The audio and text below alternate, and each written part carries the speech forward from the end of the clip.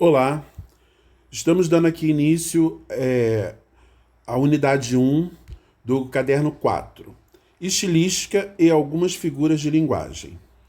Então, o que seria estilo para vocês, né? Eu já entro direto com essa pergunta, né? O que você pensa quando você pensa em estilo? O estilo do fulano, né? O estilo do cicrano, o estilo daquele artista. O que seria o estilo para vocês?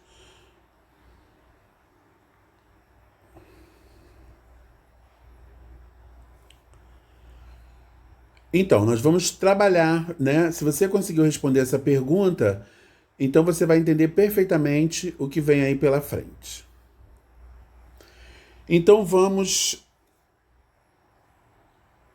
ao conteúdo. Então, gente, a estilística ela vai justamente tratar da questão do estilo, né? Como que o autor faz para construir seu texto, né? Qual o estilo? Ele é mais prolixo, né? Ele é um autor mais objetivo, ele é mais direto, né? Ele gosta de trabalhar com bastante figuras de linguagem, né? Ele é um autor chegado a muitos adjetivos.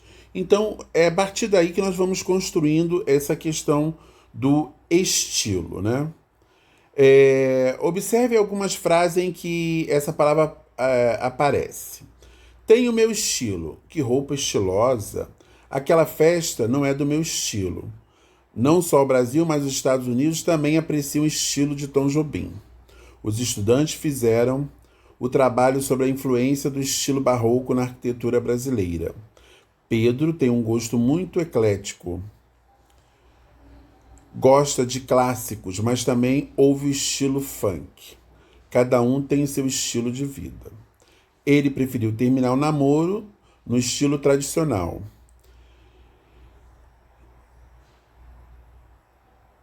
Então, nós vamos observando, né, que a palavra estilo, né, ela só aí ela já te dá margem para várias interpretações, vários significados. Então, o ponteiro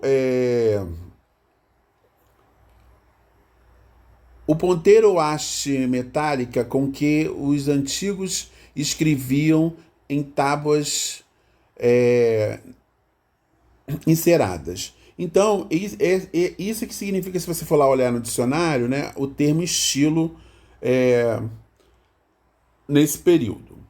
Então, nós vamos observar que lá eles iam traçando os caracteres, construindo, né, as suas frases, né? E achatada na outra para conseguir suprimir ou apagar o que tinha escrito. Então nós vamos observar que com o passar dos tempos esse significado ele tomou um novo sentido. Isso acontece com várias palavras na língua, né? Que à medida com o tempo, né, você percebe que não perdeu, né? Porque era um estilo, era um modo de fazer, né? E não deixa de ser um modo de fazer, modo de construir algo, né? E esse primeiro significado da palavra estilo se encontra bem ali presente, né? Então, até chegar esse significado, né, como de acordo com o texto, que temos hoje dentro da linguagem, o modo de se expressar de uma pessoa, na fala ou na escrita, estilo simples, estilo eloquente, etc. Então, aquilo que eu falei para vocês, às vezes a pessoa tem um estilo mais rebuscado, mais eloquente, às vezes é um estilo mais simples, mais objetivo, mais direto.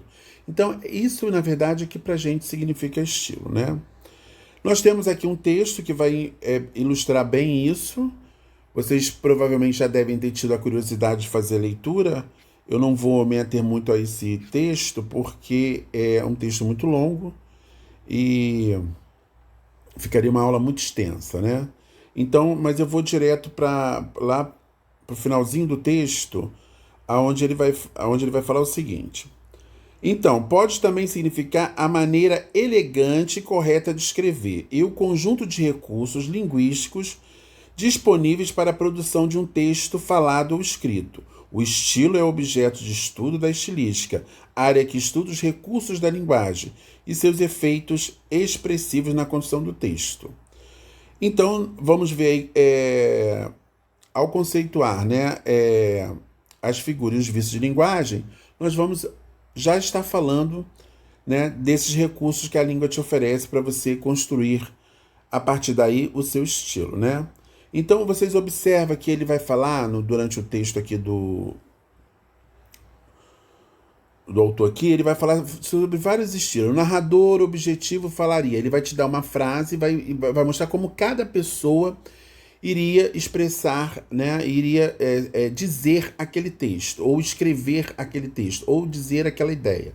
Então, o rabugento falaria de um jeito, né, o matemático falaria de outro, o caipira teria seu jeito específico de falar, e ele termina o texto dizendo, ou seja, cada um é cada um, e cada gol é muitos. Então, na verdade, né, a maneira de, né, quando você percebe, inclusive se você vamos para dentro até da questão do futebol, para quem gosta né, de ouvir um bom narrador, você vai perceber que cada narrador tem seu estilo, né? Eles atravessam toda a sua história, né, e marcam presença com o seu estilo, a sua maneira de narrar os jogos. Bom, dito isto, vamos para o estudo das figuras de linguagem. As figuras de linguagem são recursos linguísticos expressivos, né, que conferem maior vivacidade ao pensamento, o que, consequentemente, pode acentuar graça e elegância da frase, características que contribuem para que o receptor compreenda efetivamente o texto. Muitas são as figuras de linguagem e podem ser classificadas em figuras de pensamento, figuras de som, figuras de palavras e figuras de construção. Então, gente, nesse momento nós vamos justamente estudar um pouquinho de cada figura, né? De como elas, de como você pode construir seu texto a partir da utilização dessas figuras, né? Aí nós vamos estudar aqui um pouquinho da linguagem antítese, um pouquinho do eufemismo, da ironia, da hipérbole, da prosopopeia, da gradação, da literação e assonância, onomatopeia, metáfora, comparação, metonímia, catacrese, elipse e o pleonasmo, tá bom? Nós temos aí as figuras de pensamento. Então a primeira figura que nós vamos estudar aí é a antítese.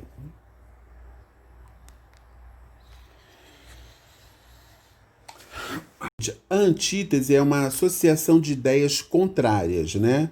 Que por meio de palavras ou enunciados de sentido opostos, né? Vai dar justamente origem à figura de pensamento, conhecida, né? Que no caso aí nós chamamos de antítese, tá? Nós vamos observar que a antítese ela é muito utilizada em textos literários, né? Então, por exemplo, vou dar aqui um exemplo um pouquinho diferente desse que está aí no livro.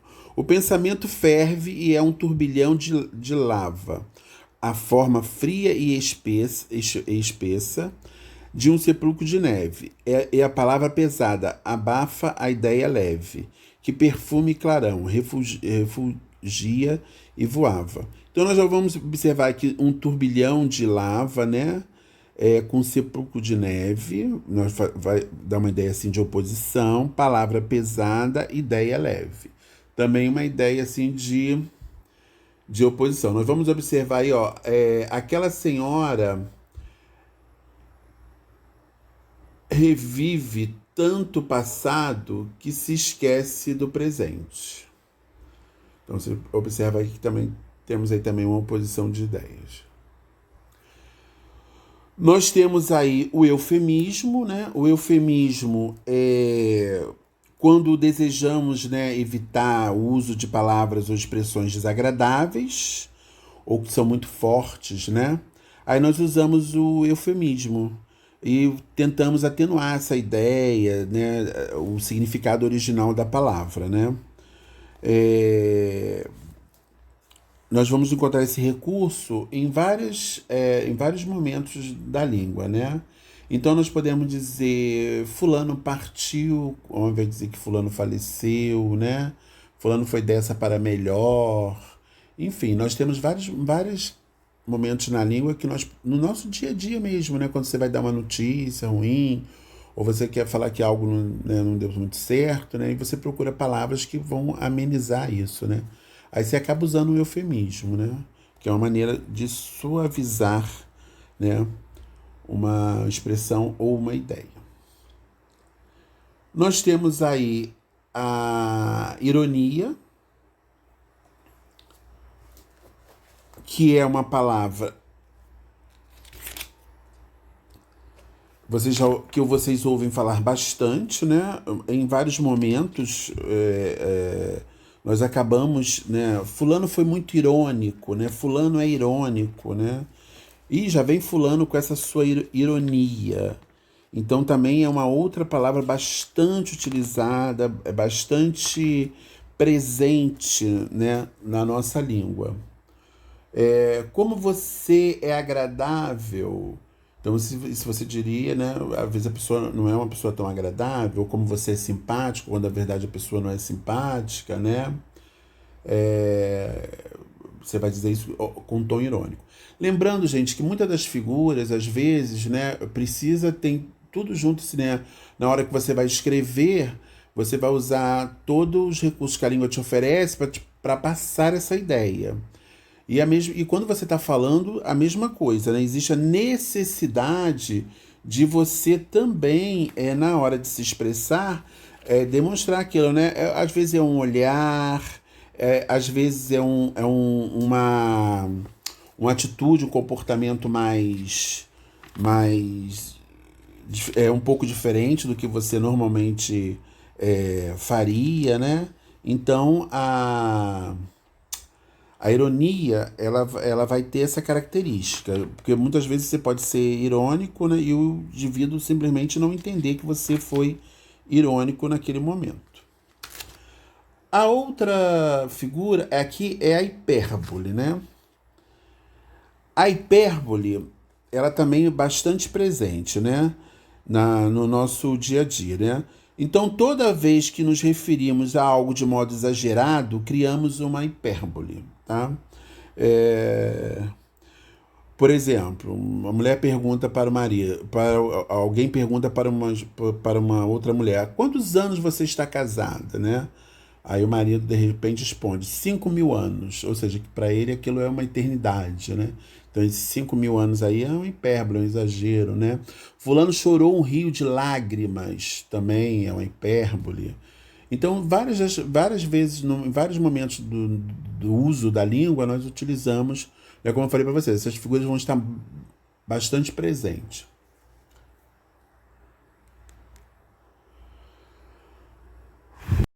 Então, gente, aí nós temos a prosopopeia. Então, na prosopopeia, nós vamos observar que isso acontece muito em desenho animado, histórias em quadrinhos, né? É muito frequente, né, atribuir características humanas a animais e objetos inanimados, né? Então, esse processo, né, nós é denominado de prosopopeia ou personificação, né? Então, você vai ver nesse pequeno exemplo aí, né, o vento assobiou na janela durante a noite, quer dizer, assobiava na janela durante a noite. Então, você percebe que ele está dando uma característica humana ao vento.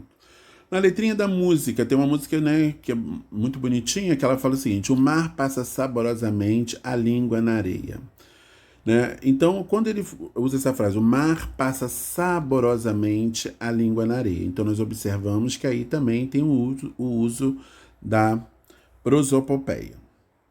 Bom, nós temos aí também a gradação, que é quando justamente eu vou pegar uma sequência, né, de palavras e vou criar, né, uma gradação que pode ser crescente ou decrescente, né? Enfim, de acordo com a construção e com a intenção, né, da pessoa que constrói a frase, né? Nós temos aí, né, um exemplo, né, que é: o árbitro falou, gritou, berrou e, por fim, expulsou o jogador de campo. Então você observa, se o árbitro falou, vai aumentando, gritou, berrou, né? Então é um estágio, né? Começa falando, grita e depois vai para o final. Então você observa que aí nós temos uma gradação. Bom, vamos agora para as figuras de som. Nas figuras de som, nós vamos ter aí a aliteração e a sonância, né? Que é bastante utilizado também. Então vamos ver aí a partir do exemplo, né? É, Esse é um recurso bastante utilizado em poemas ou letras de música, né? Que é justamente a repetição de um mesmo som consonantal, de uma mesma consoante, né? Então, normalmente, isso é utilizado, que é um recurso que o poeta utiliza, o letrista, né, para construir, para dar musicalidade, né, à sua letra. Então, a literação e a sonância, elas vão ter bem essa característica. Aí ele vai dar um exemplo de aliteração, né? Chove chuva, chove sem parar. Vocês já ouviram várias vezes essa música, é uma música antiga, mas esse chove, chuva, chove sem parar, né? E aí embaixo nós temos um exemplo da assonância, né? A mágoa, a mágica presença das estrelas, né? Então nós vamos observar aí também a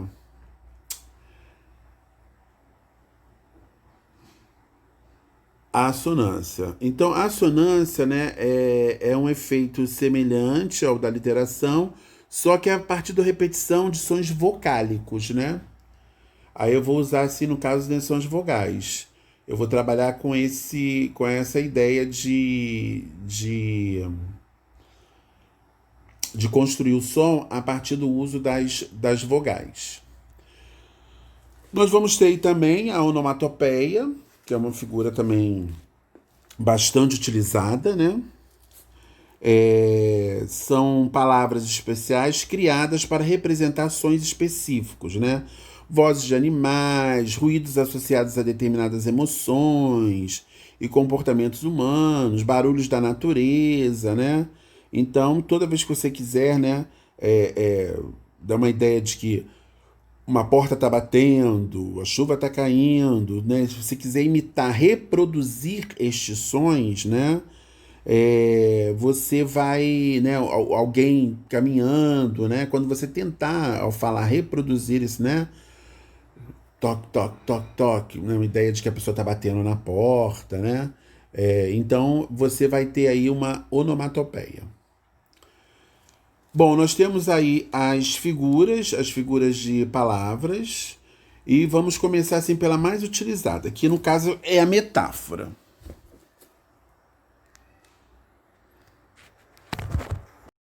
Então, gente, chegamos aqui nas figuras de palavras. Dentro das figuras de palavras, nós vamos iniciar falando da metáfora, né? Que talvez seja a figura mais conhecida. Muito difícil você falar em metáfora, né? E as pessoas que nunca ouviram falar, ou imaginam, né? Ou têm uma vaga ideia do que possa ser, né? Então a metáfora é uma figura bastante conhecida. Nós vamos observar que as metáforas elas vão estar presentes na poesia, nos romances, na propaganda, né? Nós vamos observar presente nas letras de música, né? Então, observe aqui bem como é por semelhança essa comparação, né? Aquele jovem é um anjo. Então, por que ele é um anjo? Porque ele provavelmente apresenta característica, né? É uma pessoa bondosa, educado, né?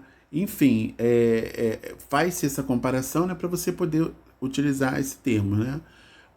Observe aqui assim, o Brasil é novo, é um país pivete. Então, o que é a palavra pivete? Não é um menino? Não é um jovem? Então, quando se faz essa comparação, né, do Brasil com o pivete, ou seja, dentre os países, né, comparando com as outras nações, né, o nosso país é um país considerado um país novo. E como pivete é uma palavra muito nossa, né, então faz-se essa comparação. Né? Podia dizer que o país é um menino, mas quando você usa o pivete, você percebe que dá uma outra carga, um outro significado a essa expressão. Então a metáfora ela vai justamente trabalhar com isso, né? Ela vai pegar um termo fora da sua significação normal e transferir, né, o significado para um outro. Aí nós temos a comparação. A comparação ocorre quando elementos de universos diferentes são aproximados por meio de um termo específico. Então você vai usar o como, o feito, tal qual, assim como e etc. Tá? Então nós vamos ter aí a comparação. Este homem é forte como um touro. Observa o termo aí, como um touro. Meu coração tombou na vida.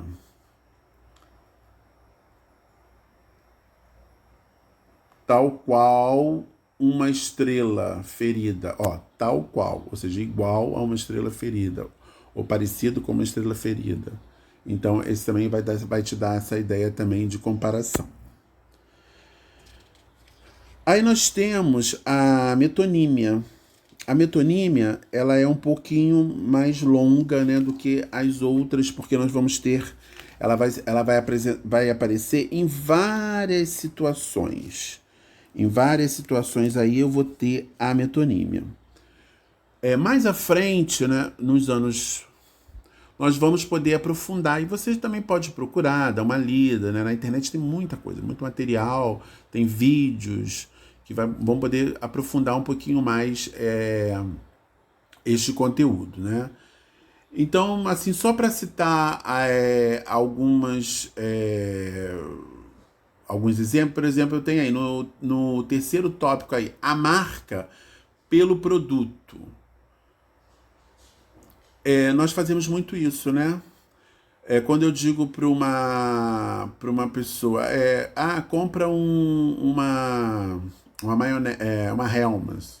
Na verdade, eu tô, né? Na verdade, eu peço a pessoa para comprar uma maionese. A Hellmann's, no caso aí, é uma marca. Então nós fazemos muito isso, né? Associamos aquele produto, o conteúdo desse produto àquela marca. Ou muitas vezes porque foi a marca pioneira, né? Ou é a marca com maior frequência, que utilizamos com maior frequência, né? Então nós vamos observar bastante esse essa utilização. Aí, por exemplo, ele vai falar assim: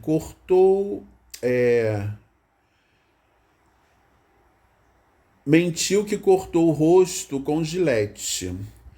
Então, gente, a Gillette é uma marca, tá?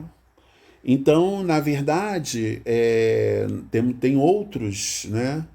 Outras estiletes, outras coisas utilizadas para barbear, que você usa no lugar, né? No lugar dessa marca específica. Então, mas todo mundo, né? Você chega ali na farmácia, você me dá uma Gillette. Quando na verdade nós sabemos que tem outras marcas, né, que fabricam o mesmo produto. Então, a metonímia, ela vai justamente, né, ela vai trabalhar justamente isso, né? Ela ocorre quando uma palavra é utilizada em lugar da outra, para designar algo que mantém uma relação de proximidade com o referente da palavra substituída. Isso, por exemplo, acontece muito assim. Você já leu Machado de Assis? Quer dizer, Machado de Assis ele tem várias obras, né? Então, na verdade, você não leu Machado de Assis, ou você leu alguma obra que, né, que tenha sido produzida, né, escrita por esse autor específico, né? Então, nós fazemos muito essa substituição, né? Na hora de fazermos, de nos referirmos a algumas coisas, alguns objetos, né? O lugar pelos seus habitantes. O Brasil precisa votar direto para mudar este quadro político, social. Então, na verdade, né, é o brasileiro, né? Não é o Brasil. Seria se o brasileiro precisa votar, né, direito, né, para mudar esse quadro. Aí tem um autor pela obra, que eu já falei também, né, que até cita Machado. Enfim, nós vamos observar que a metonímia ela trabalha justamente com isso, a substituição, né? Nós vamos observar também que alguns casos já estão consagrados, né? Como a asa da xícara e assim por diante. Nós temos várias questões, vários objetos aí que também lançam mão da metonímia, mas que hoje já não, né, já não tem tanta essa carga, tanta essa carga. Nós temos aí também a catacrese, para justamente fecharmos as figuras de palavra. Você vai falar assim, poxa, professor, o senhor passou pelas figuras, mas depois nós podemos aprofundar esse assunto, né? Eu estou seguindo aqui o livro, mas podemos mais à frente aprofundar o assunto, trazer mais exemplos, fazer colocar para vocês uma aula extra para vocês consultarem, tá? Eu vou deixar depois para colocar na plataforma alguns exemplos dessas figuras, outros exemplos que possam ser mais fáceis. Nós temos aí a catacrese, como eu falei, né? A catacrese ocorre quando, na falta de uma palavra específica para designar determinado objeto, utiliza-se uma outra a partir de alguma semelhança conceitual. Vamos ver aqui o exemplo para vocês poderem entender melhor. Os pés da mesa, o braço de rio, o dente de alho. E o que eu falei para vocês da asa da xícara, né? Que se eu pensar lá em metonímia, seria uma substituição. Mas, né, hoje, com o passado, com o uso, né, nós observamos que é justamente uma catacrese, né? Não existe uma palavra específica para poder, né, para substituir ali a asinha da xícara. Então, assim, podia até falar a alça da xícara, né? Mas a alça também serve para tanta coisa, né? Então, ela também está aqui classificada dentro da catacrese. Toda vez que eu tenho, né, alguma parte, alguma coisa específica, né, que falta uma palavra específica para designar, né, eu vou chamar de catacrese. Bom, entrando aqui na reta final, nós vamos ter as figuras de construção. Então eu vou trabalhar com vocês a elipse e o pleonasmo. O que vocês sabem? Vocês já ouviram falar em elipse? Já ouviram falar em pleonasmo? Ou nunca ouviram falar em nada disso? Bom, aí nós temos a elipse, né, que é bastante comum.